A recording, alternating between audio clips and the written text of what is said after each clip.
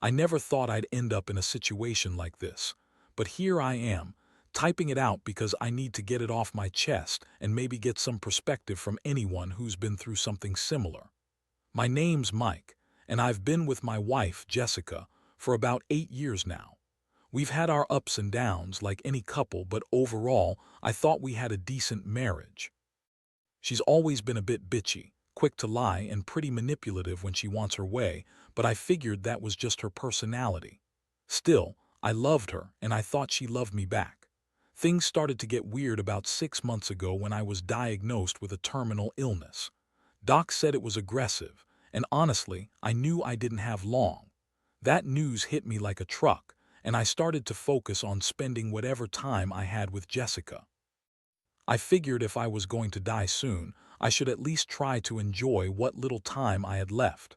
I moved into hospice care a few weeks ago, and that's when everything changed. Jessica would visit me in the hospice, but she'd be distant, distracted, like she was somewhere else in her mind. She'd come in, do the bare minimum to look like she cared, then leave quickly. I brushed it off, thinking maybe she was overwhelmed or just uncomfortable with the whole idea of me dying.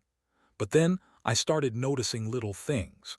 She'd leave her phone around, sometimes forget to hide messages. She'd get call happy whenever she thought I wasn't paying attention.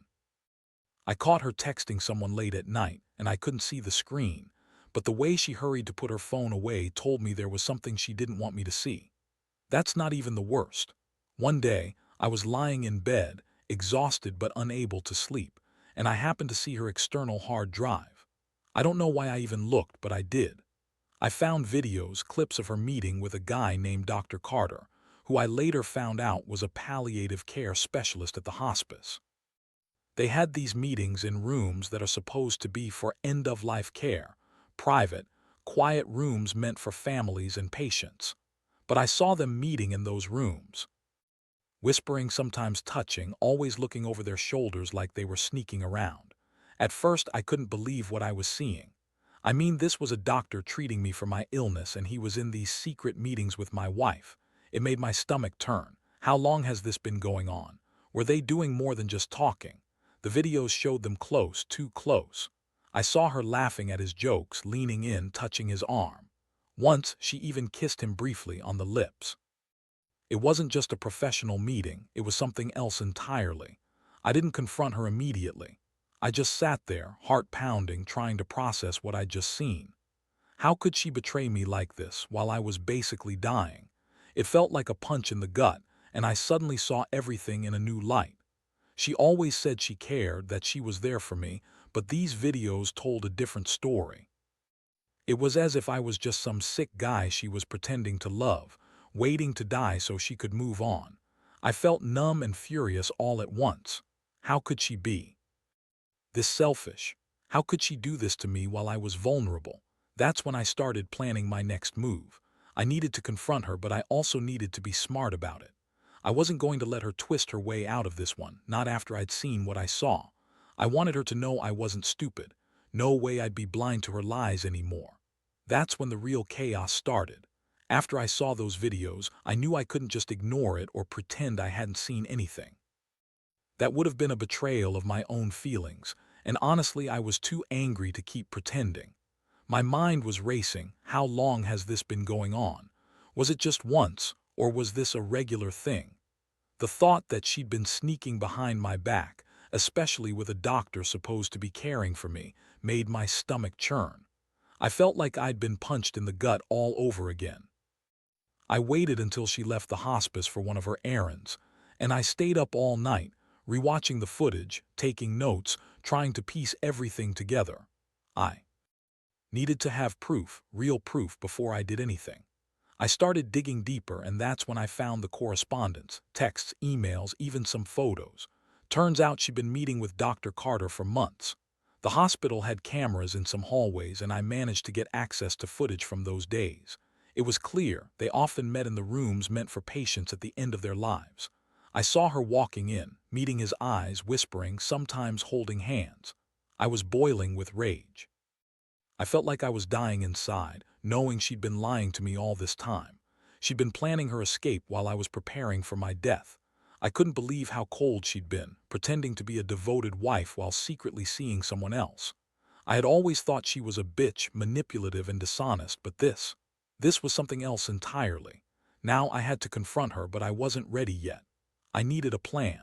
I wanted her to admit everything, to break down and tell me she'd been cheating. I knew she'd lie, she always did, but I also knew I had enough evidence now. I arranged to come home early from the hospice one afternoon. I told her I wanted to talk, that I needed answers and I wanted the truth. She was irritated, deflecting, trying to change the subject. She spat out some bullshit about how I was imagining things, that she loved me and that I was just paranoid. But I saw through her. I knew she was lying. When I pushed her about where she'd been the past few months, she got bitchy quick. Started throwing accusations at me, saying I was just dying, that I was making her life complicated, and that I was crazy for suspecting her of cheating. I could see her eyes darting around, trying to come up with some slick excuse. I pressed her harder, and that's when she finally snapped. She yelled at me, said she was only doing what she needed to do to survive, that she'd been supporting me but also needed happiness. She told me I was a burden, that she was sick of pretending to care when I was wasting away. That moment was a punch straight to the chest, and I realized she was beyond any redemption. I felt the last of my patience drain out of me. I looked at her, trembling with rage and heartbreak, and I realized I couldn't trust her anymore. I knew I had to do something, but I wasn't sure if I wanted revenge or just to get her out of my life completely. The betrayal ran deep, and I felt like I'd lost everything: my wife, my dignity, my last ounce of hope. I kept thinking about the videos, her lies, the way she sneered at me when I asked her the truth. This wasn't just about cheating, it was about her treating my dying days like a game. I was just an object to her, a means to an end, and I hated her for it. That night I stayed awake, staring at the ceiling, trying to process what I'd learned. I knew I couldn't go on like this, living with someone who had so little regard for me. My mind was already racing ahead to what I was going to do. I'd come this far, and I wasn't letting her walk away unscathed. I promised myself she'd pay for what she did. I just didn't know how yet. All I knew was the clock was ticking, and I had to make my move before she completely ruined whatever last shred of dignity I had left. The next day, I started putting my plan into motion. I knew I had enough evidence now: photos, video clips, the texts, and I wasn't going to let her spin her way out of this one. But I also understood that I had to be careful. Jessica was manipulative, always playing the victim, and I had learned the hard way to never trust her word.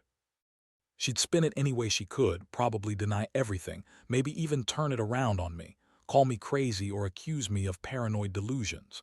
So I decided I needed to gather even more proof, just to be sure I had her cornered. I arranged to get access to the hospital's security footage. I knew it would be a gamble, but I had connections. Thanks to some friends on the inside, I managed to pull some strings. I wanted to catch her in the act if she was really still sneaking around. I kept watching those hallway cameras, waiting for her to make a move, but nothing so far.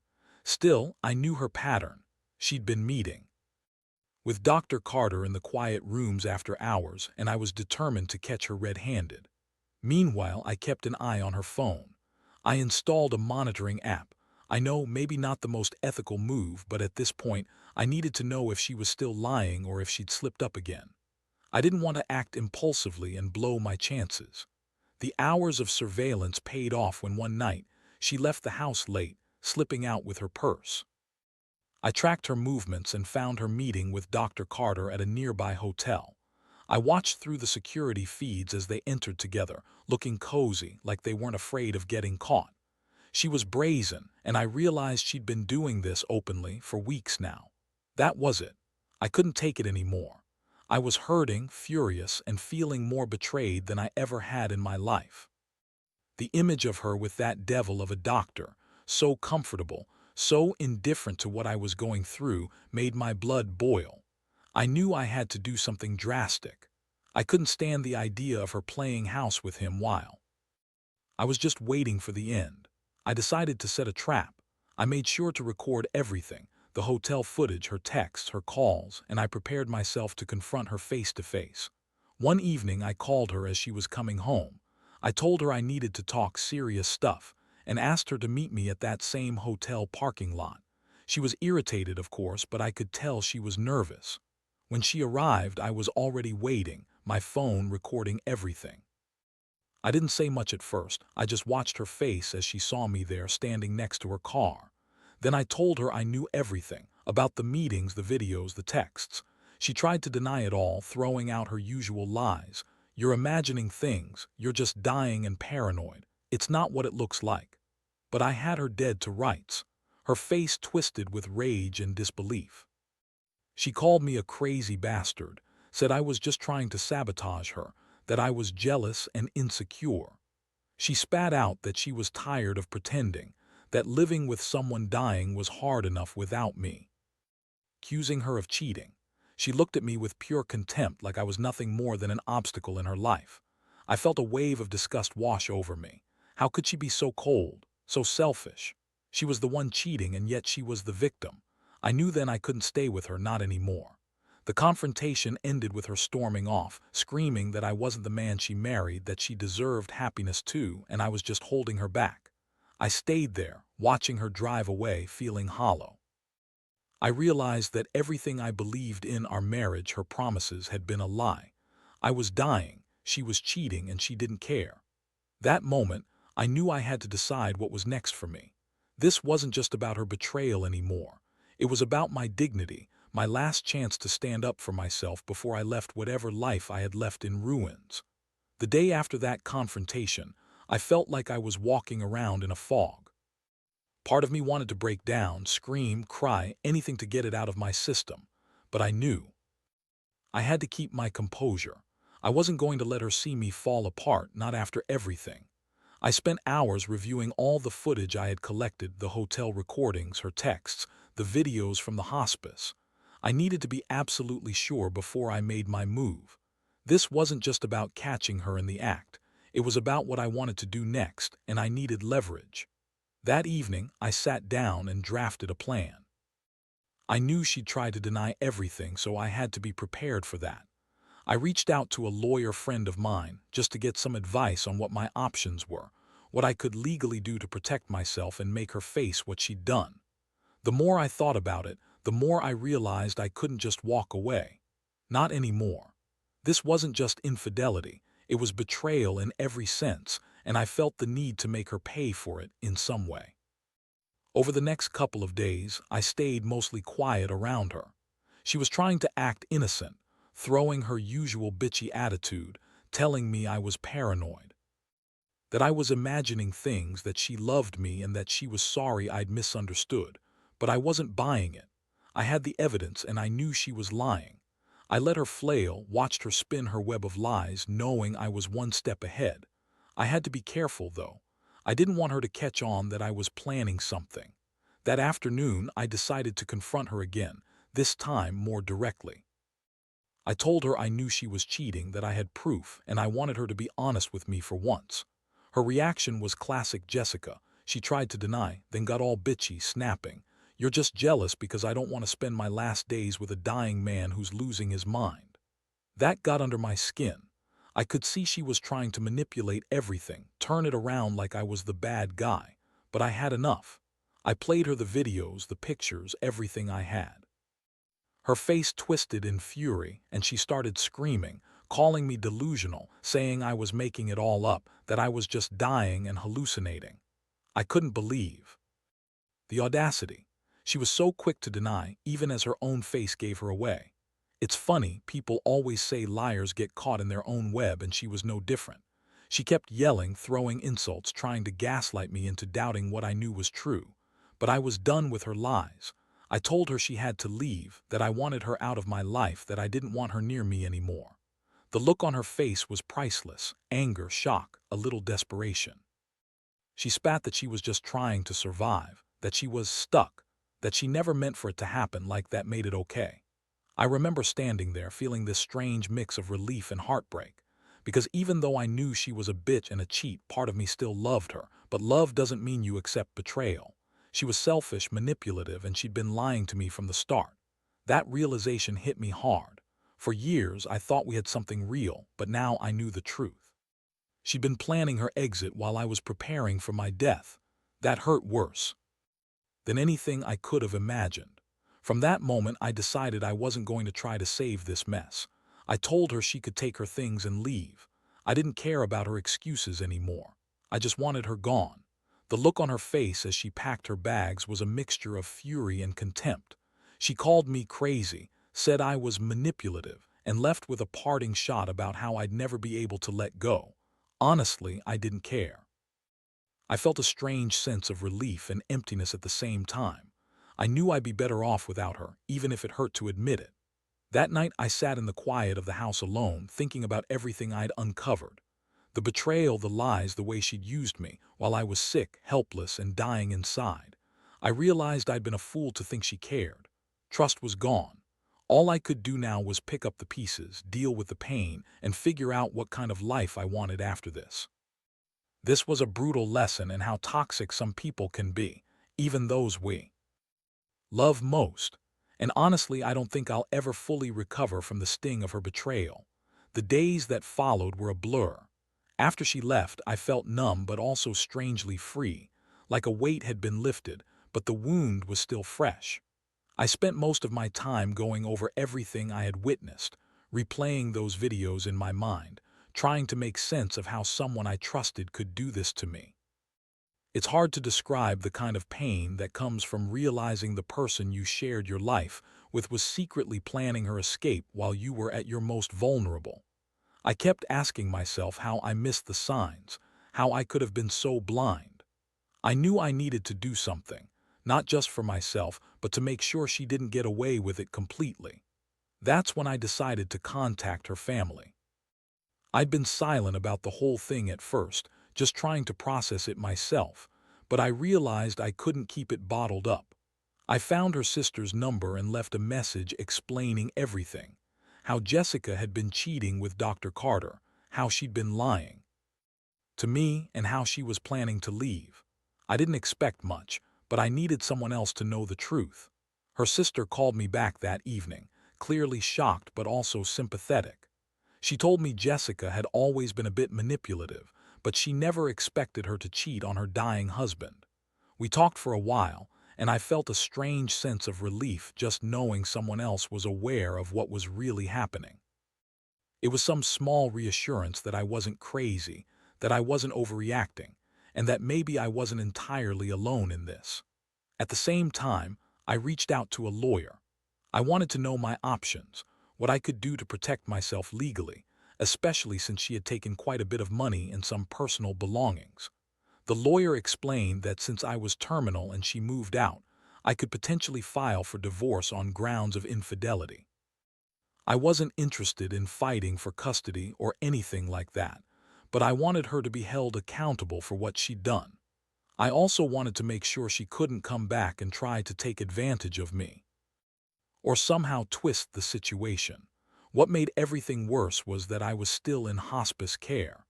I had accepted that my time was limited, but now I was more determined than ever to leave some kind of mark. I wasn't just going to fade away quietly.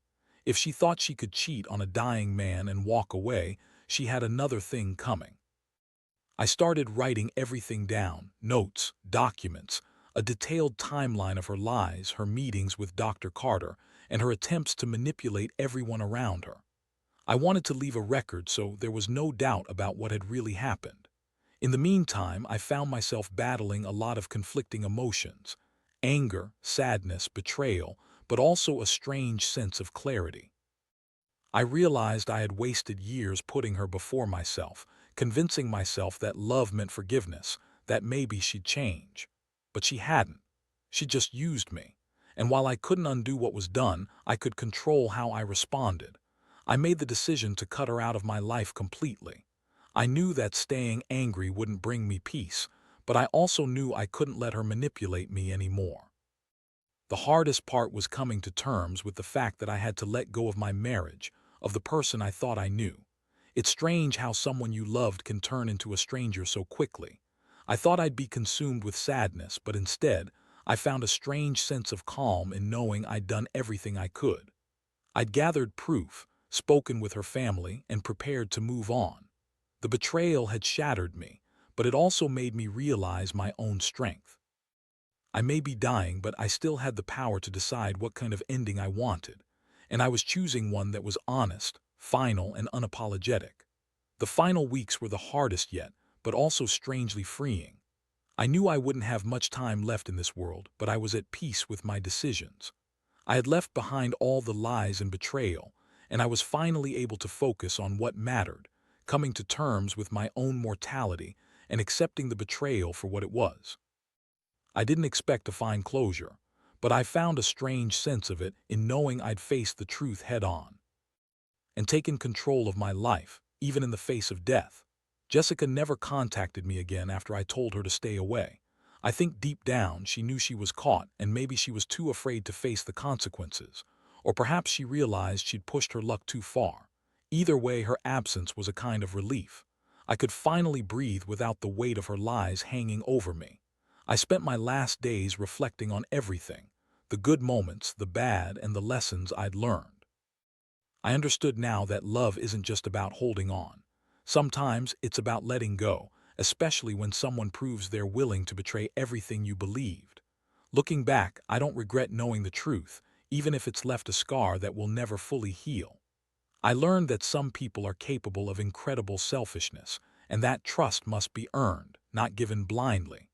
Most importantly, I learned that even in the face of betrayal, I still had the strength to stand up for myself.